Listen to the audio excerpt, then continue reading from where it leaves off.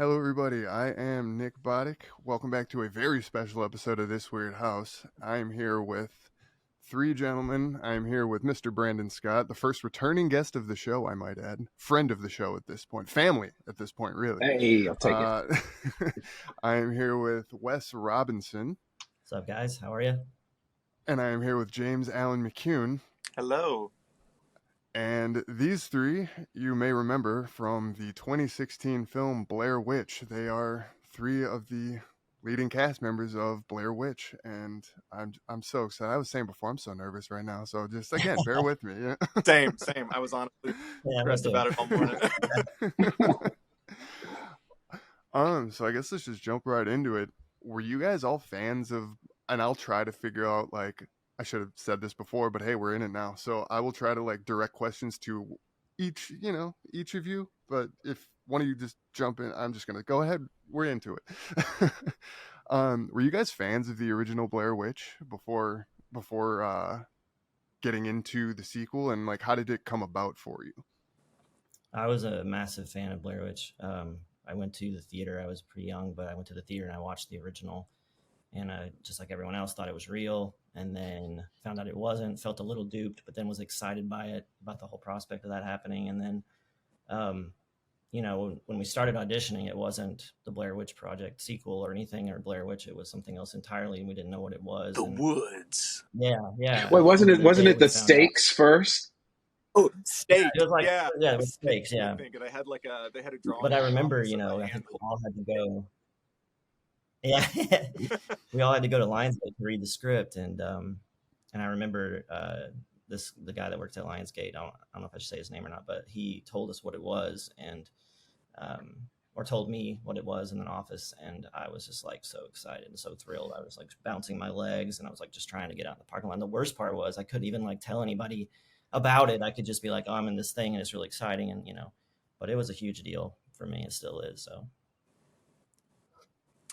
For me, I don't think I had a like special interest in it when I was younger. I remember when it was in theaters. I didn't go see it. I wasn't old enough yet. My sister was the one who was a big fan of it, and I remember being.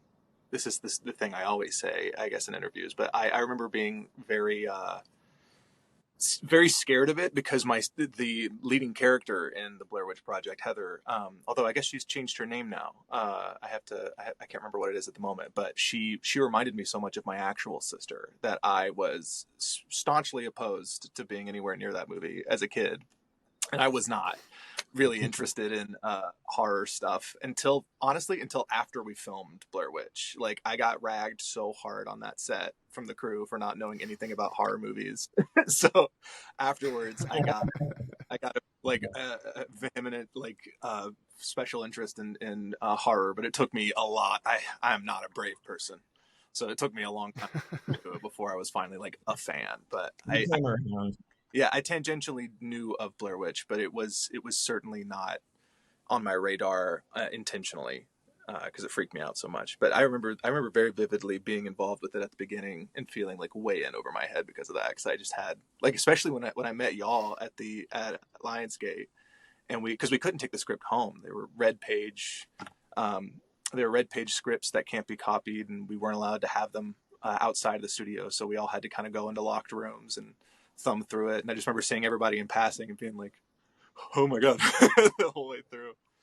Yeah. What about you, B? All those red pages. Mm-hmm. I forgot about those red pages. Anyway. Yeah, I was going to ask, like, what the, like, keeping that secret, like, how long did you have to sit on the fact that it was a Blair Witch movie? Like a year and a half. For a long time. Yeah. Oh, man. A lot of the... Like, probably until the actual, like, reveal, right? Mm-hmm. I imagine.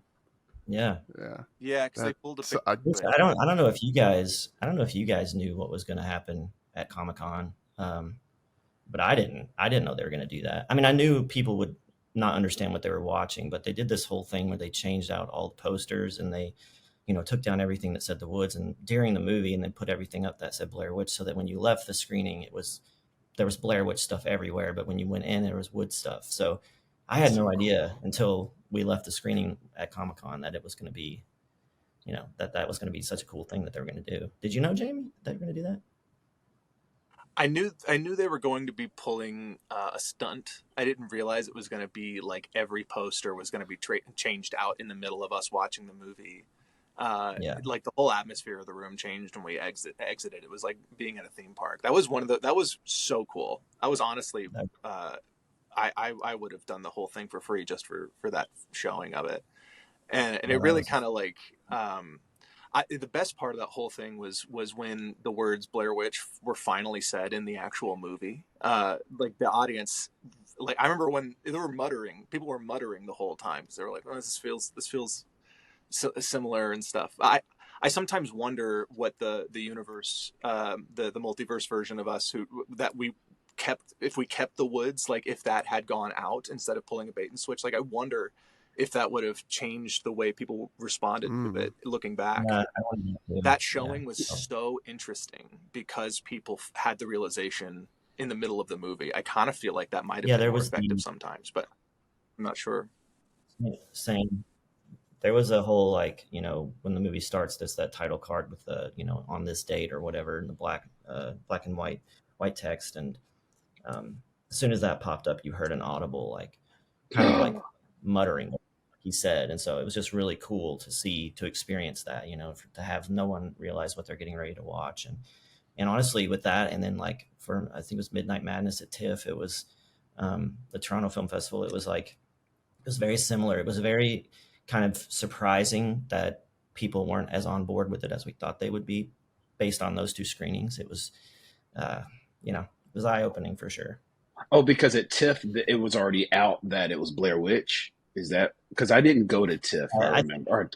Yeah. I think it was honestly also just the reaction that we got there. I mean, it was like, I think I looked at James. I think we made a fucking fun movie that people are gonna love. So it was just like, it was surprising. Mm-hmm. Yeah, the audience was blasted at TIFF. So they were all just like screaming the whole way through. It was such a riot. I remember especially the last act of the movie when we're in the house and James is just making poor decision after poor decision. Like they're just screaming at all of the like turns down the hallways and stuff. It was so those two were so much fun for very separate reasons. Those two screenings. I wish every audience got to experience that kind of like scenario, the way that those went. That was such a good time. Man, I remember as a fan, like I had no connection to the movies whatsoever besides just being a fan of the original Blair Witch, but I remember because I went through like probably 3 or 4 years where I was seeing every single horror movie. I was following all the horror movie news, everything, every little bit. So I had seen the trailer for this movie Sticks at another movie, or sorry, not Sticks, The Woods. And I remember when I saw the article that, I think it was probably after the Comic-Con reveal that Sticks is actually Blair Witch, a sequel to the 1999. And I remember I went over to my now fiance. She's sitting right there. I was like, oh my God, like you're never going to believe this. Like we are going to this movie opening day. I will hear no contest to it. We are doing it. I was so excited, dude. Thanks, man. Yeah, dude. That was so filming you've all been in a wide range of projects between the three of you. How is filming a found footage movie different from a more traditional style of filming, I guess? Like, is there more improvisation, less? There couldn't be less improvisation. Is there more improvisation? Like, how much input do you have into what the characters do when everything is supposed to seem as natural as possible? Yeah, I think a bit of both. I mean, like what was interesting is, number one, there were times I know James and I had to actually film, which is different. Like we had a head rig where we with a massive camera on it, so that was just different. Just us having to have that POV to get that POV perspective, having to don the suit, this massive suit to actually shoot it. But in terms of just the genre in general, I'd say I I think all of us found moments to kind of like just throw stuff in there that felt natural because kind of like that because it is supposed to feel somewhat very realistic. But then also you had this other thing of where I think Adam and Simon, I mean, Simon wrote the script, but Adam was very particular about getting like the shot or getting it a certain way. So there were some takes. I think what was our one take we did like 70 something times. And so 75, yeah.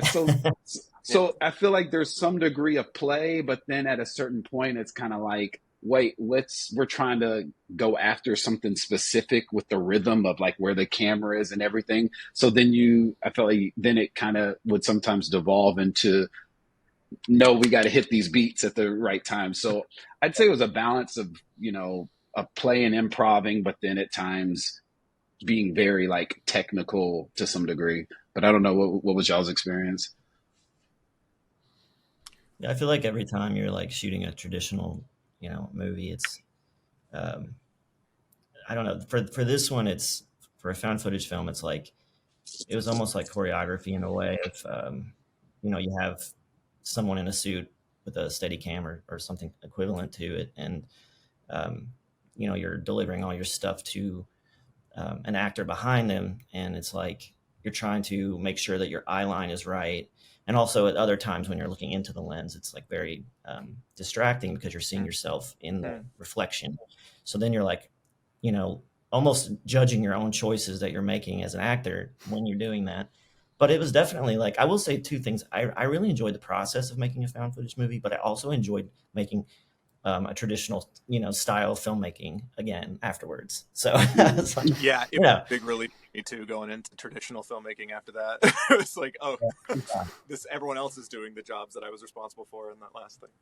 Yeah, but we did have a lot of fun with the improv and stuff. I know. I feel like a lot of Lane and Peter's, argument in the scene where we're kind of found out to be not what we're supposed to be. It was a lot of improv, I feel like. And I think Adam just really liked it and just kept saying, just keep doing it, keep doing it. Oh, yeah. He has this, laugh that you can hear, from wherever we were to Video Village where he was. And like, we just kept kind of milking that a little bit. So I don't know, it was fun. We, improv is always fun. And then like to try something new was really fun. And, but I definitely like going back to regular film style. Yeah, I'm real grateful for the found footage style, despite it being kind of a challenge. Like I've never experienced anything like Blair Witch before or since. It was such a unique thing, and it was really cool. I think I don't know. I look back on myself very differently now, and I see somebody who didn't really have like a good perspective on filmmaking back then. I don't think I fully understand. I didn't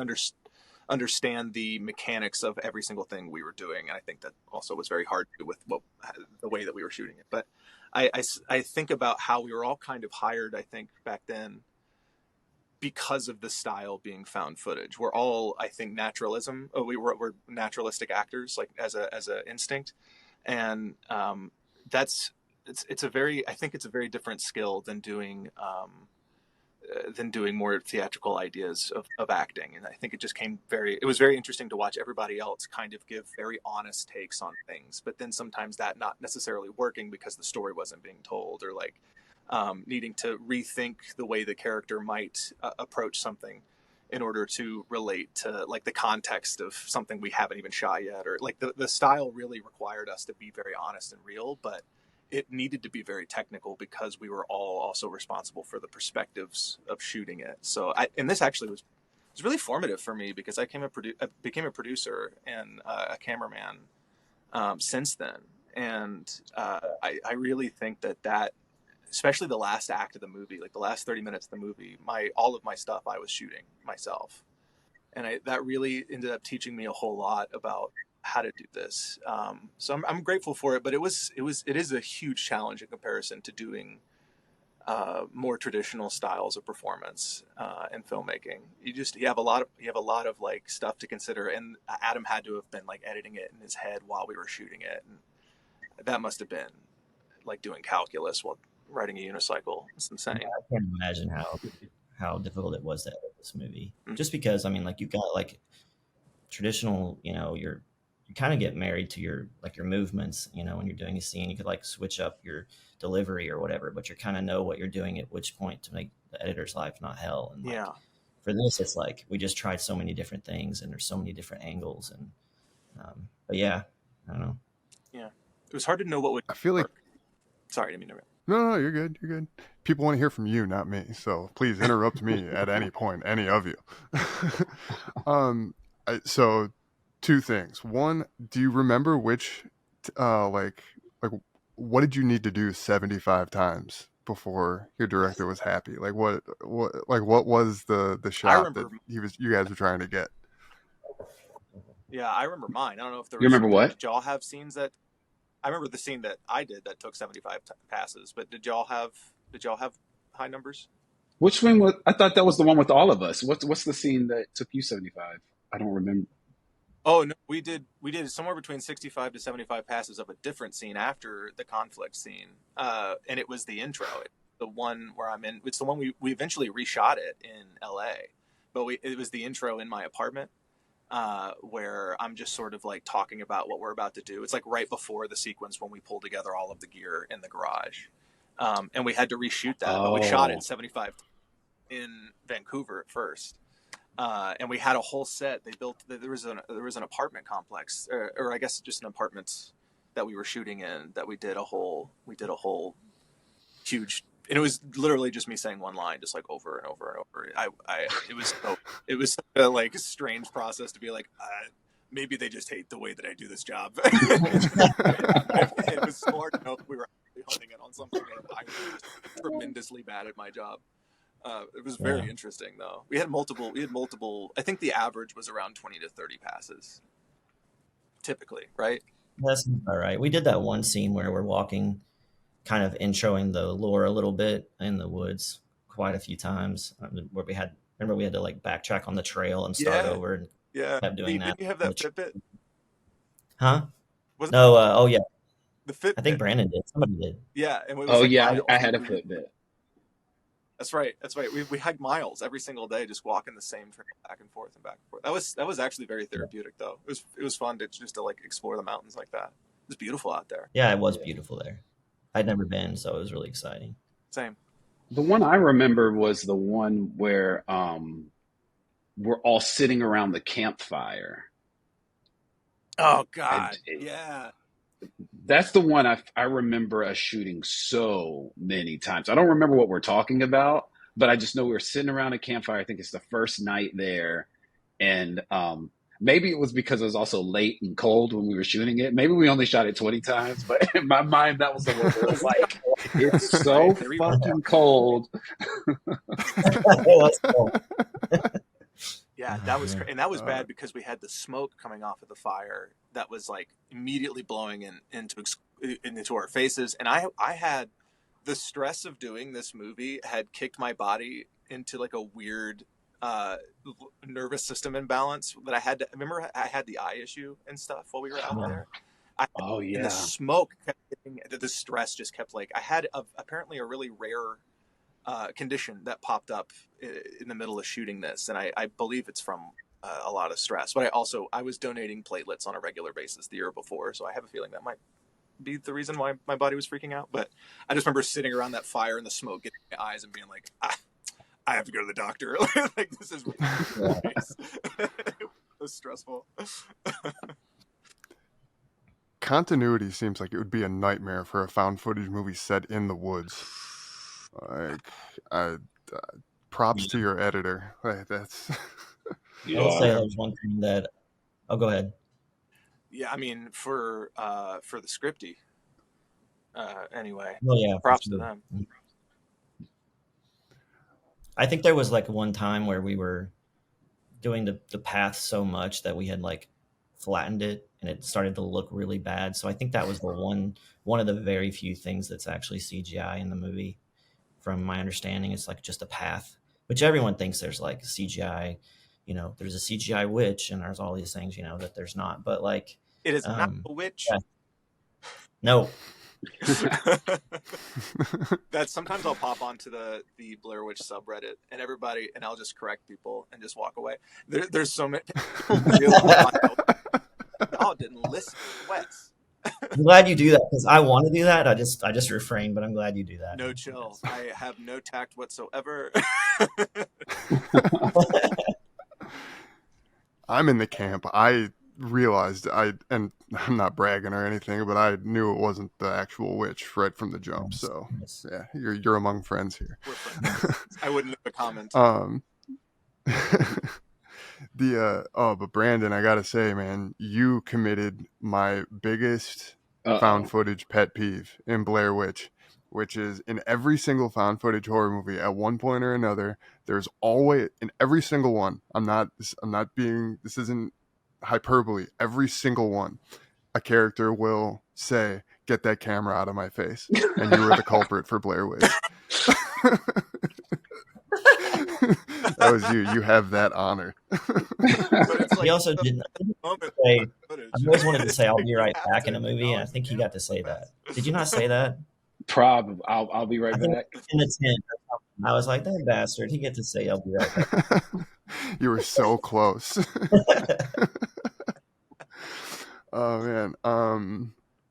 So what kind of like? So sorry, I jump around a lot on here, going back to stuff we talked about earlier. When you did find out that this was in fact a Blair Witch movie, what was there like did you feel any kind of pressure for like you were going to be doing a continuation of this beloved movie? Like, what was there any kind of stress related to that? Yeah, I definitely think so. I still feel pressure about it. Yeah. I can't talk about it anymore. No, I definitely did because I mean, I was a big fan of it, and I'm a big fan of horror in general, and like, I really wanted to do something that the fans would like, and I for one am very proud of it.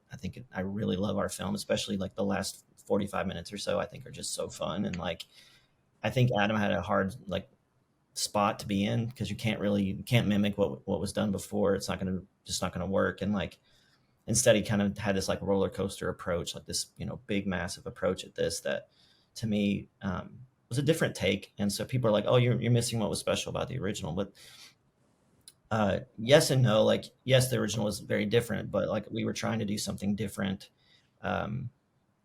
while bringing the aspects of it back and like making it relevant to a different audience. You know what I'm saying? But I definitely think there was no disrespect involved in to the original in any way. And like, I, for one, was a huge fan. So I felt that pressure. I did. And I really wanted to like do well in the found footage aspect of it too, because I think it's different because it's like when you're acting, you're trying to, obviously make things seem like they're happening for the first time. And it's strange because you're acting in like a film like this and you're doing that, but you're also doing that as in like almost there's like another layer to it, like a real life layer to it. And I don't know. So yeah, it was daunting for sure.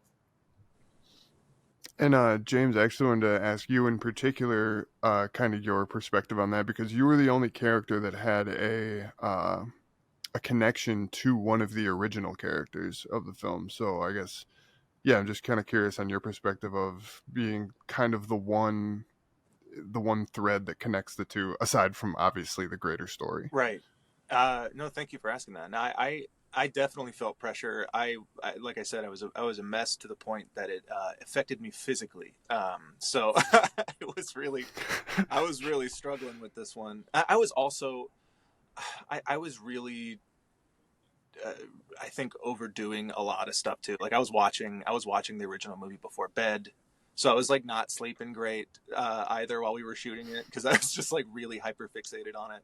But it was really more stressful after we shot it because I think I had finally gotten like I remember we got back and I finally got the time to like really deep dive into the lore, and I got all of the written material associated with Blair Witch. And the crazier thing to me, this is a wild story actually. I got the book about Rustin Parr. It's pretty interesting. The books are very interesting, I think, considering they're just like companion pieces to usually stuff like that tends to be pretty schlocky, but I was pretty impressed. But the Rustin Parr book, I was going through it, and I look at the picture of Rustin Parr inside of the book, which is like halfway through at a certain point, and I realize that I know the guy that they photographed for Rustin Parr. His name is Lou Temple. and I met him while I was doing The Walking Dead. And the crazy thing is, I texted him. I sent him a picture. I was like, "You're in the universe that I'm associated with. We technically have worked together at this point." And he was like, "The strange thing is I'm working with Callie right now on a movie called The Endless." And so he was actually on set with Callie as I was texting him about seeing his picture in that Blair Witch book. So that was kind of a cool synchronicity. But I felt an unbelievable amount of pressure while I was doing research after the fact, because I'd realized how little I had kind of understood as James, like as the character. I remember, and ultimately that wasn't going to play on camera anyway. But I think just afterwards, I was just like, I'm a terrible actor. I didn't know these things. But like, there's a Heather Donahue's journal book that's really, really great. And it's very telling about what kind of a person she could have been. And so and it's definitely something that I would have read. So I remember after the fact really deep diving into this stuff and being very worried that I maybe didn't know enough while we were shooting. But yeah, I definitely felt a weight of this. And I remember afterwards just sort of like seeing the discourse about comparing it to the former movie. And again, you can't repeat that. You can't repeat what happened in the first Blair Witch. It was literally society was changing underneath the fabric of all of us. Like the internet was in a place that it's never going to be in again. When the first movie came out, it's a marvelously interesting moment in time when you really look at it. And it would have been different if the original movie came out 3 months earlier or later, the year that it came out. So it's like we couldn't have made a splash like that. But there was still like something really really exciting about it. I think that it was more exciting than it was scary. But yeah, it's very daunting being a part of something that's got a built-in audience. Built-in audiences, especially horror fans, horror audiences, they tend to be not just honest, but like, vindictive. 100%. Yeah. Like it goes like Star Wars, comic books, and horror fans are the three worst like fandoms. I belong to all of them, so it's not me like talking out of school here. Like, but there's so much like toxicity, and like I swear people go into things wanting to dislike them. Like, but it comes from a place of like deep and like that's true, and that's like it's the double-edged sword of being passionate about any given thing. Like I just saw just this morning I saw, this is unrelated horror, but like it's a perfect example of this.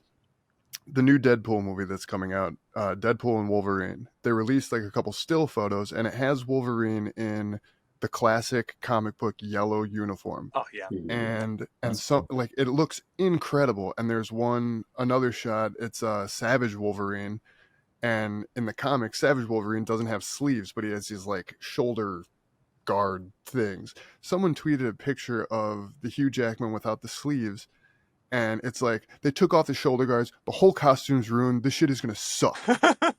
I'm like, we've been begging for this uniform for literally since the 2000s. Like, just like, and you're nitpicking it to death. And like, like horror, like you said, can be particularly vindictive because so many of these franchises are, decades old at this point, and people have formed such like close attachments to them that no matter what happens, they're gonna be unhappy.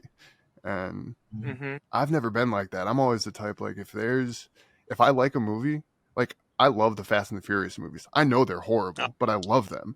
And like I want as many of them as possible, because when I get something that I like, I want as much of it as I can get.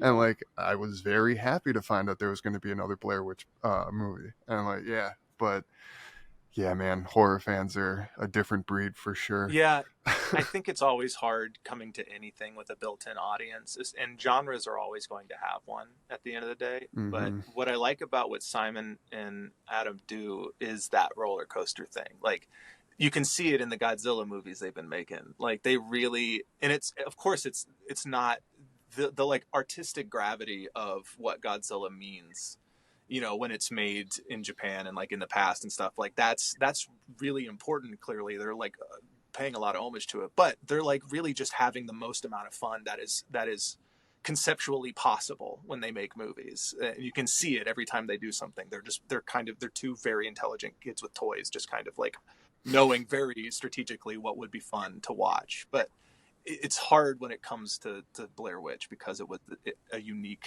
thing. It was a genre like setting thing. I can't fathom what else they could have done to like appease the masses. I don't know if any approach would have been received well, because it's found footage has been done, has been improved on since Blair Witch by other films. So that like they really just had, I think they came up with a really fantastic mechanic with the camera on the ear situation that was going on. I think that was wise, and it really sold the rest of the concept in the direction they made it. And ultimately, like I encourage anybody who is critical of it to try making their own version, because like there's it's hard, it's very difficult, and I think there was a lot of really fun stuff that they did. I've been really having a fun time watching Adam and Simon's more recent work and being like, okay, this is what they've always done. They always have the most maximum amount of fun that is possible at all times. And it's difficult when you have serious properties like Blair Witch. For sure. I think it's interesting too, because like, people that are critical on our film is like, they say what they say, and it's like, just because you're doing a film and you're like part of it and you're an actor, and it doesn't mean like you don't care about what you're making, or you're not passionate about what you're doing. So it's like, it's not just like, you got 6 people, they needed to work. They're doing, I mean, yes, we probably all needed to work, but like, it wasn't just that at the end of the day. Like there are people that we cared about what we were doing, we wanted to, please the fans. And so I think the approach of being like, oh, they're just making another one, it's like, it almost is like seen from the perspective of like that these people aren't passionate about it, they didn't care about it, but that's not the case, So I don't know, it's just frustrating sometimes, but I'm working through it, man. I'm curious how. I'm curious. Did you guys see a lot of the like hubbub around the new one that they're announcing? Like, I'm curious to see what's going to happen with that. Like, how they're going to approach it. Because I don't know. Maybe we shouldn't be talking about too much about how the original crew acknowledged it, but it's going to be interesting to see what happens with the project down the road. Because I at the end of the day, no matter what the studio's doing or what like the gatekeepers, how they're handling, having the legal property or whatever to this, the filmmakers who are going to be making this next chapter of Blair Witch are going to be working their asses off and really caring about it when it happens. Like the people on the ground who are actually making this stuff, I really hope people are more supportive of what comes out. But I'm curious how the masses will respond going forward. Yeah. It's an interesting tension at the moment. For sure. So actually, speaking of the original any contact with anyone who was connected to the original? Any input from anyone, any of the actors, from Eduardo Sanchez and Daniel Myrick, I want to say. I don't remember the name of the other director. Just anyone who was connected to the first one. Was there any kind of input from them? Did you get any feedback from any of them when it came to your film? I guess during the production of it or after. Yeah, I talked to Mike semi often. He loved our film. He's told me that since day one. I think he sent Lionsgate an email that was forwarded to us actually when we were shooting the movie as well. And then I think Heather tweeted something at the time about it being like scare for scare, better than the original, which was super nice. I mean, like I said, I was a fan of that. So to have the support of them was a big deal. And Mike's always been very kind to me about it. And I wish that we had referenced Mike and Josh in ours. I'm not sure why we didn't, but we lightly did, I suppose. There's articles. I know, B, aren't you wearing you're wearing Josh's shirt at one point at the shirt, end. yeah. Yeah. What? Yeah, I have Josh's necklace, I think, too. That's right. At one point. Yeah. I do wish there was more. I don't think I realized that. I agree.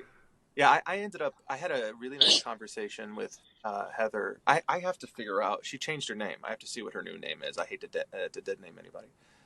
But she, maybe she doesn't want her new name out there actually though. But she and I had a really great conversation and would text every once in a while. She was very candid with me about like her experience on the first one.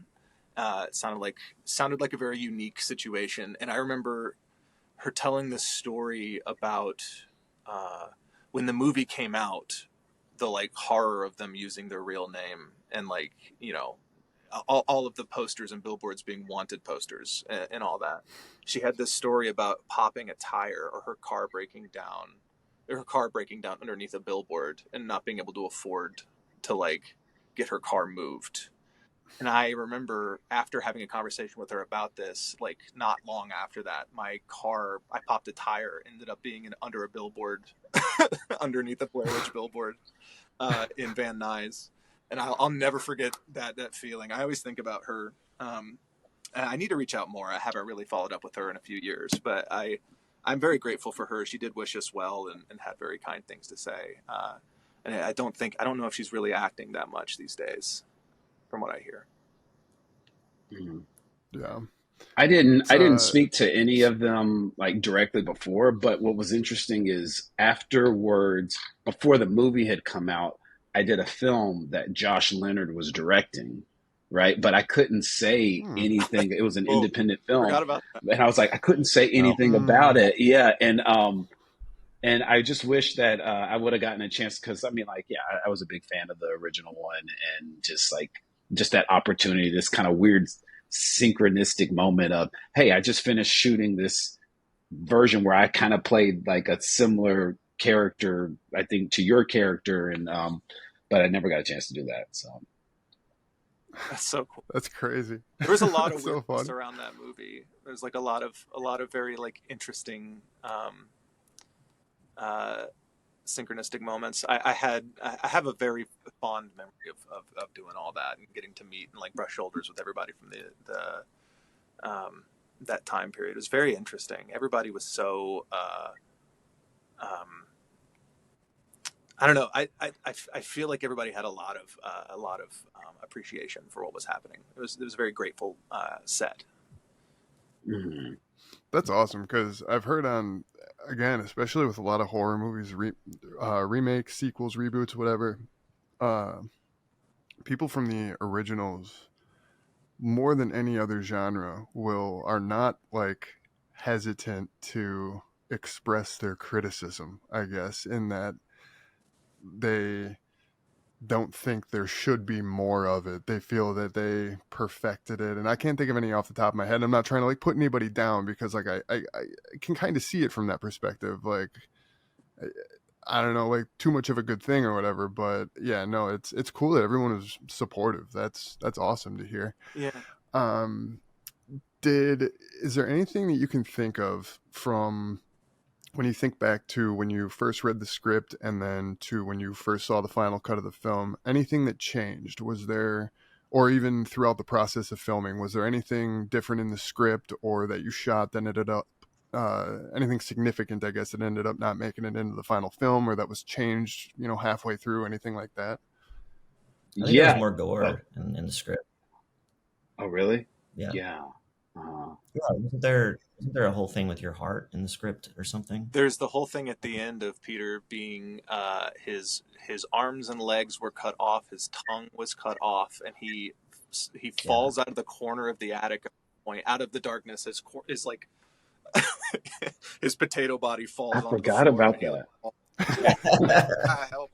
I remember reading that. Potato and body. I'm not okay. Like, it was such a messed up. Yeah. I think they were like, "This is too. I don't think we can show that on Netflix." But it was yeah. I think there were more things like that. There were more like more gore. Yeah. Remember that scene? Oh, sorry. Go ahead. Go ahead. I was gonna say, do y'all remember that scene we shot? I think we were all in. I know, James, you were. Where like we go through all these weeds or something, and then we turn around because we found a path, and then we turn around, and then the path is gone. And the greens people, Yeah. there was like a path that we were walking down, and then when we turned like one way, the greens people, the behind the scenes people hiding, would fill the path with like plants and stuff, so that when we turned around, it looked like a path had disappeared or something. I think that got cut from the Yeah, we did do that. I loved that gag. I was Yeah. That's awesome. that. Yeah.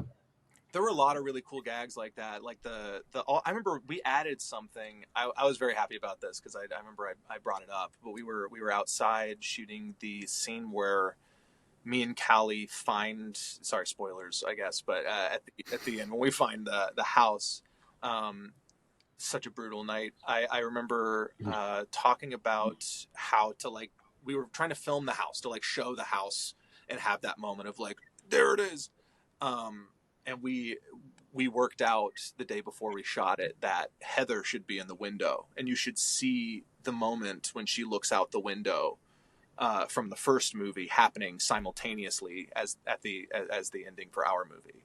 And they played like a little bit of audio from the original as she was like up there, I think, and like which I love that kind of stuff, like all the things playing with anachronistic ideas and like the changes of locations and stuff. Like it really makes the witch feel more. I love that stuff because it made the whole forest feel like the witch rather than her being some entity that walks in. Yeah. Mm-hmm. Yeah, no, and to what you were saying earlier about the witch not being the entity you see in the house, your movie especially made it seem that the Blair Witch is less, as you just said, less a singular entity and more just this entire area of land that is just wrought with all kinds of danger and mystery. And like, I love that. I love that we haven't actually seen the witch yet, but we've just seen, I guess, like an emissary of the witch, I guess. A victim. Like, right. Yeah. And it's a really cool way of, I guess, kind of expressing that, whether it's intentional or not. But I don't know. Like you, I love that kind of stuff. And the gag with, like, that you were just saying, Brandon, throwing the weeds, making it look like the path disappeared, like, that's so simple, but so genius. I love that. I love that kind of stuff, dude.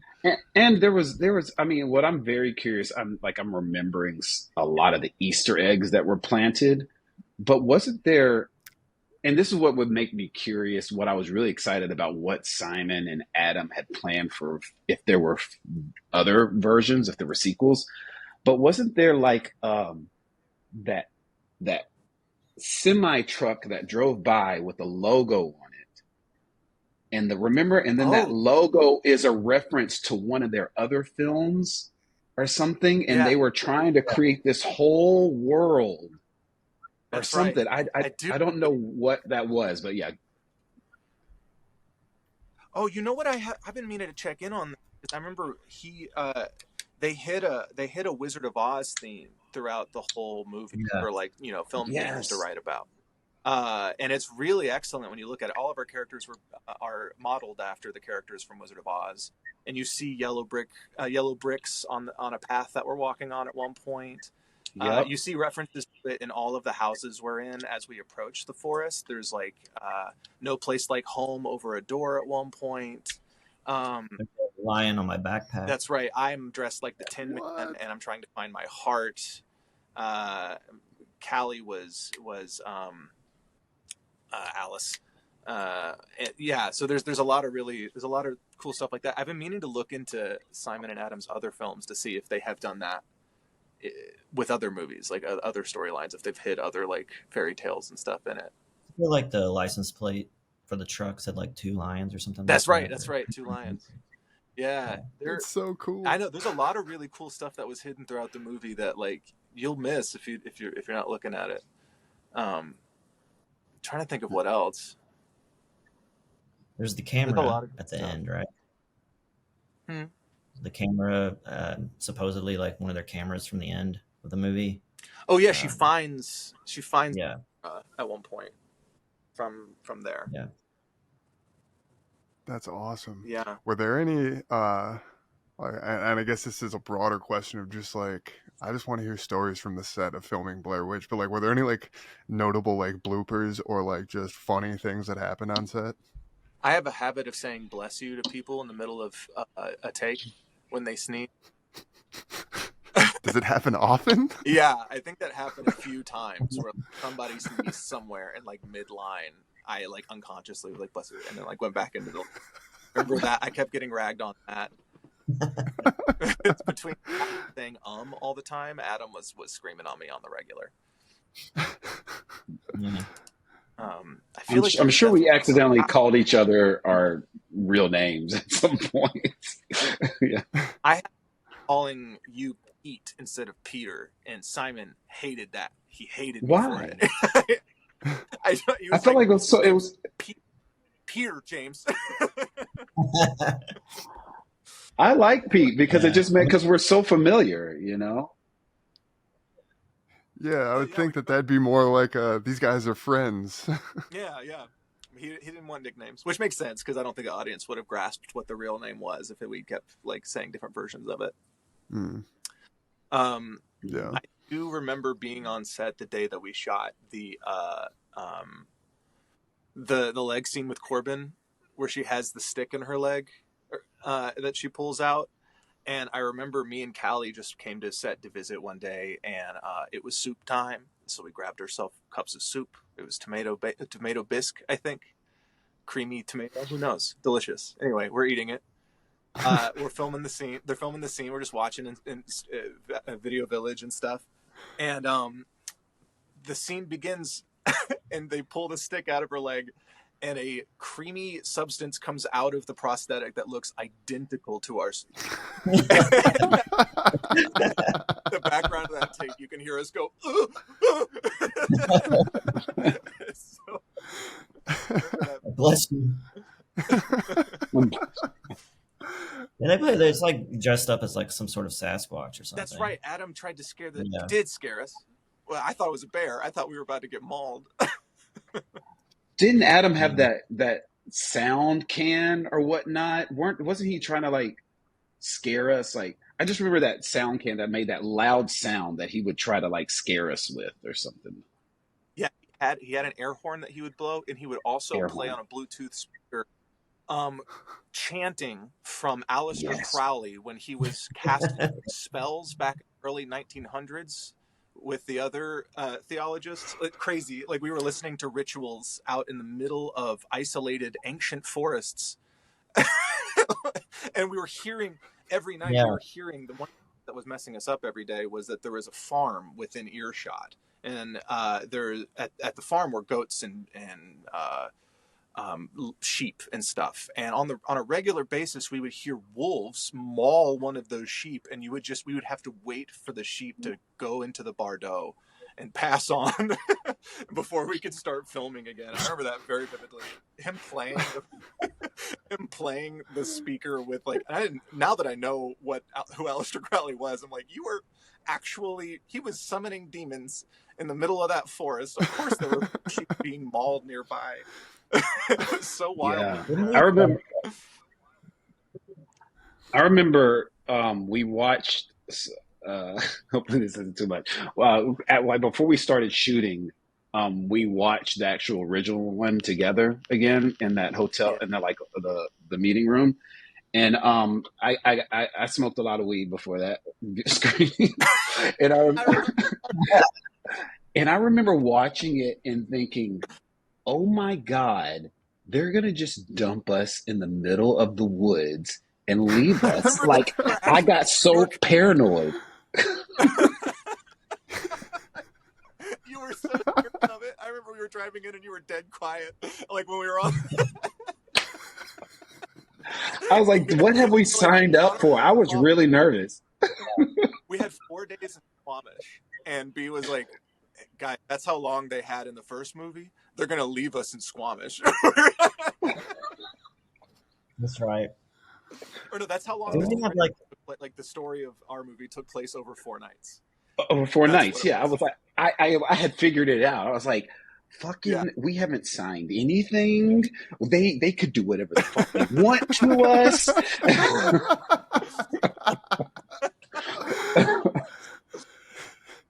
Yeah. Didn't we have like a PA quit during production saying like there was something going on around here, like there was something evil happening or something? You remember that? Yes. Oh, that's right. Yes. Really? Something evil happening here. Dude, I'm telling you. Yeah. There was a weird vibe whenever and I remember Adam, whenever he'd play one of those chants on the speakers, there would be a weird vibe in the woods. And I remember that PA would just like go and just like start walking back to home base. I remember that. Yeah, yeah. So when they quit, was it like a big production of their quitting? Like, there's something I think wrong here. Like, I'll have no like I part of have it. to. I don't think I. Yeah, That was I definitely happening saw in. it. I think. Yeah. Man, that's But I crazy. mean, imagine like you're shooting this movie and you're like, oh, someone just quit. They said something's evil here, and you're like, okay, Yeah, I'm like I'm contractually. Like, even if you don't believe in that kind of yeah, stuff, like, yeah. you'll think about it for a Like, is second. it gonna Like, follow me Yeah, home? Yeah. I'm a more spiritual person now than I ever was then. I'm Buddhist now. Back then, I was very like hands off, very atheist, and I remember very vividly still being like, "This feels weird. Something's weird. This is a little scarier than I was expecting it to feel." Yeah. I was gonna ask about if there was any kind of aspect of, because I mean, by this point in this interview, you already mentioned like Video Village. You had PAs all over the place, but like, was there any aspect of you guys just kind of being left to your own devices? Like, you're here in the woods, take these cameras, Hmm. shoot a little something. Was there any of that going on at all? I mean, we Yeah. shot that. Go ahead, Brandon. Go ahead. Go ahead, Wes. Oh, I was gonna say we shot that scene where Lane has to run off to pee for privacy, um, and it's not like you're far away from the crew, but you are back in the woods, and they kill the work lights, so you can like they have these lights on or these rope lights or whatever, so you can see where you're going on the path before you start rolling, and then they kill them and everything goes dark, and then you're like, so then at that point you do feel kind of vulnerable, and you're like, I'm just out here in the middle of the woods, far enough away to where something could happen to me, and the lights are off, and here I am. So, go ahead, Brandon. Yeah, I was going to say there was a bit of that because also some of the times when it was even just us, because we're shooting in 360 supposedly, the crew and even Video Village was far off or was hidden enough away to where it really created a sense of, I think, isolation. And so even when it was like you knew people were not too far, I think they did a good job of creating an isolated set. But then every now and then we did have to go off. Like I had to go off on my own and shoot some things. I know James did, where yeah, you are kind of walking far enough away, and like Wes just said, he did. You're walking far enough away to where they're like, and also you have this heavy, especially when it was the POV ones, you have this heavy camera suit on to where you're like anything could happen at any point. And then also you have the fear, even though I don't remember Adam ever jumping out and scaring us during any of those moments, but the fear was always there. Like not only was there like a cougar, were there wolves, were there like stuff that you could trip over, but there was also the director who might just pull some shit, like so yeah. Yeah, I remember very vividly the where we were shooting most of our stuff. It was all over the Western Canadian um, area, near Vancouver and Squamish and stuff. But we were most of the time just south of Langley, which I think is close to the border there, and it's just miles and miles and miles of nothing but trees, and you can like, you can feel it when you're out there. Just the oldest trees of all time, all for being on them. And I remember multiple times wandering off just to take a whiz or something, and just being like so haunted by how dark and scary it all was, and how little you could see in front of you. And Adam would, especially during very emotional, scary scenes, like once we start running, we and once it turned. I remember we had a month. It was a 2-month process, and halfway through, we were shooting all of the daytime stuff, and then the last like half of shoot was all of our nighttime stuff. And once we started hitting the ground running at night, it was just night after night after night of very, very like harrowing material for our characters. So in order to get us in the mood, he would just turn all the lights off and have us sit in silence for, however long he felt it worked for. So it was often like a few minutes. Sometimes he would leave us for like 20. And it was very interesting. I hadn't started meditating yet either, so I was a mess. I did not handle that well. I think I got Looks traumatized like on that, if I'm honest.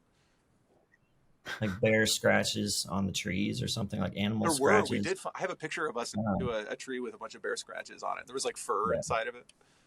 Yeah, so you're just like, okay, there's stuff around here, obviously. Yeah. And it could be creepy for sure.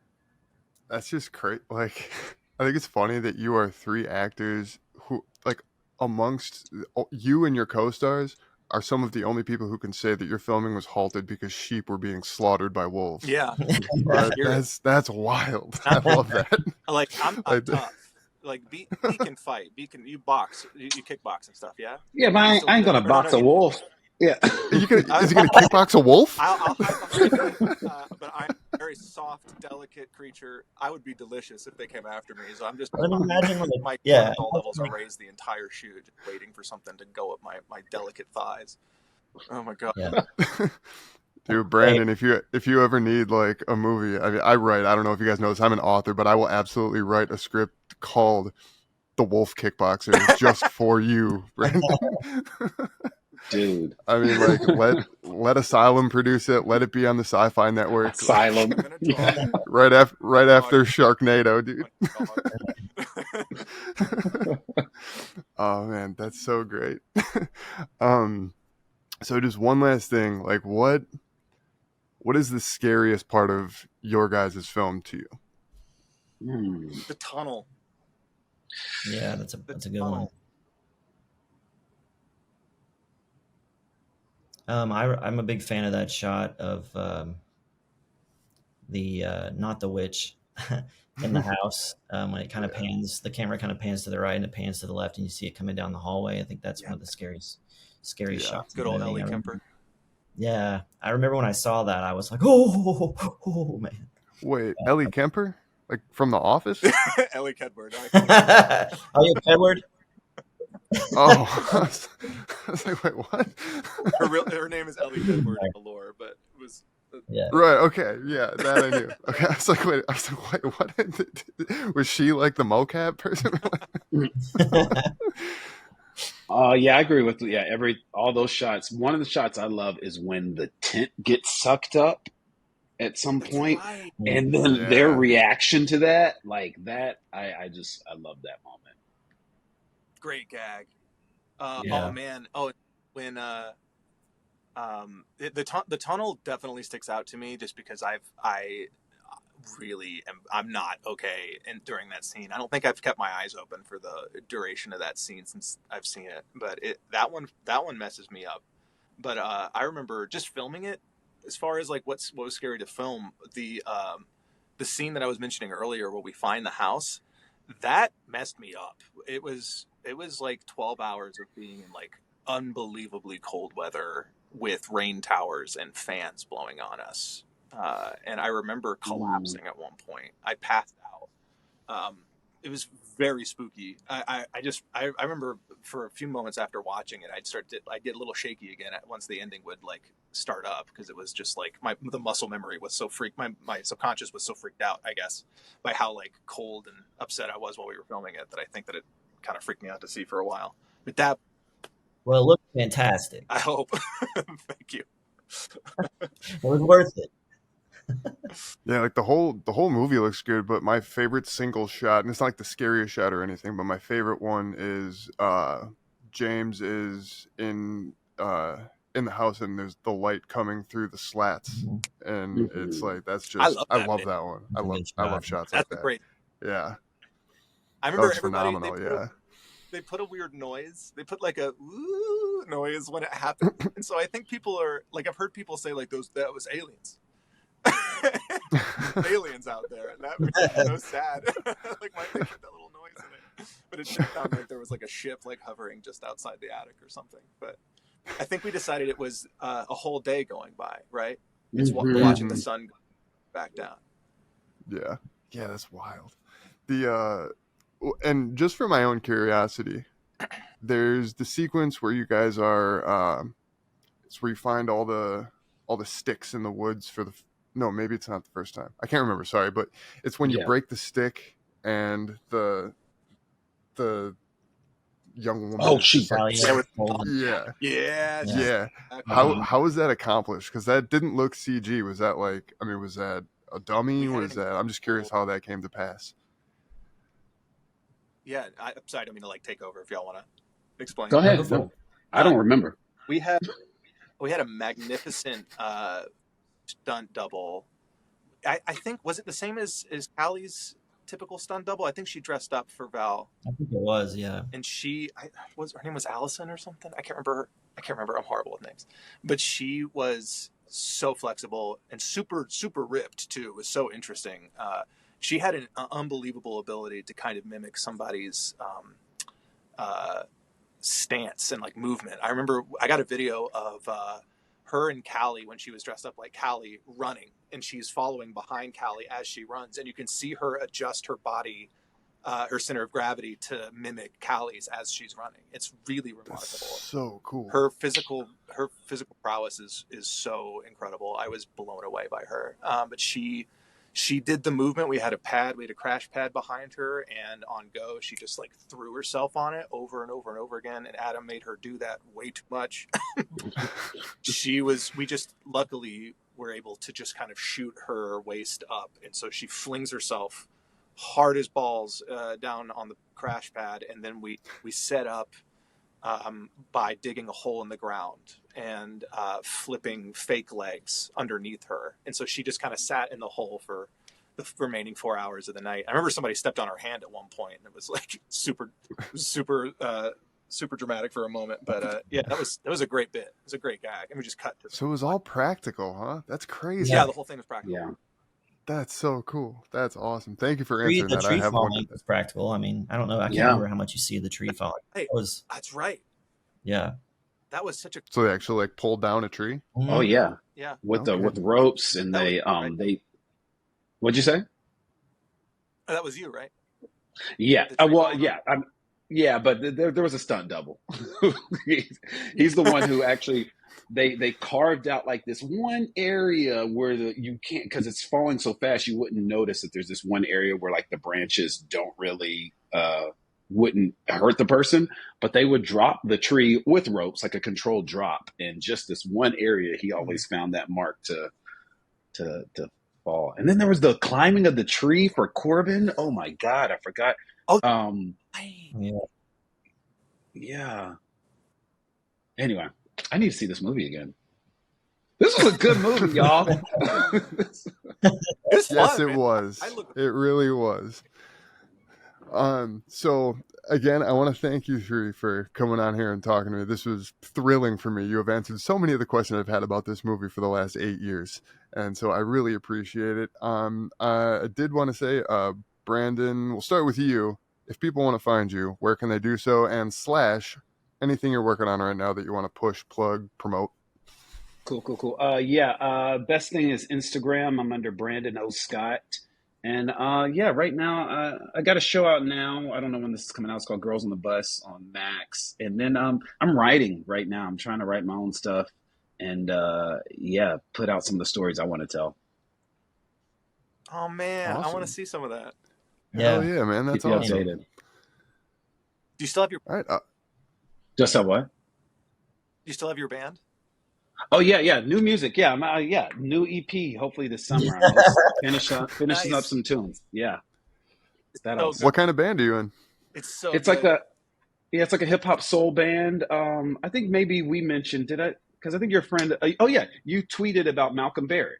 So Malcolm Barrett. Yeah. He's a rapper. So I sing and he raps, and we put out music with a full band. I have to send you some stuff. Oh, please do. That's awesome. Yes, I please. went to a show a while back. I was just like, I remember being completely floored. It's so good. That's awesome. Thanks, Oh man. yeah. That's been a while. Wes, what about you, man? You can find me on Instagram pretty much. It's wes.robinson.